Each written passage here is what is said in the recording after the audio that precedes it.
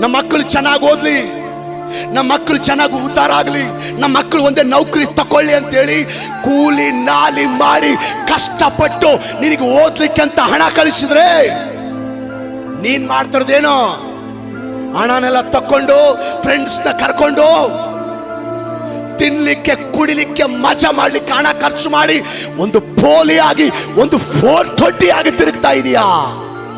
Style ಮಾಡ್ಬೇಕಂತ ಹೇಳಿ, stunt ಮಾಡ್ಬೇಕಂತ ಹೇಳಿ, ಮೋಜು ಮಸ್ತಿ ಮಾಡ್ಬೇಕಂತ ಹೇಳಿ, ಯಾರನ್ನೋ ಮೆಚ್ಚಿಸ್ಬೇಕಂತ ಹೇಳಿ, ಯಾರಿಗೋ ನಾನು ಗ್ರೇಟ್ ಆಗಿ ತೋರಿಸ್ಕೋಬೇಕಂತ ಹೇಳಿ ಏನೇನೋ ಹುಚ್ಚುಚ್ಚು ಸಾಹಸ ಮಾಡ್ಲಿಕ್ಕೆ ಹೋಗಿ ಪ್ರಾಣಗಳನ್ನ ಕಳ್ಕೋಬೇಡ.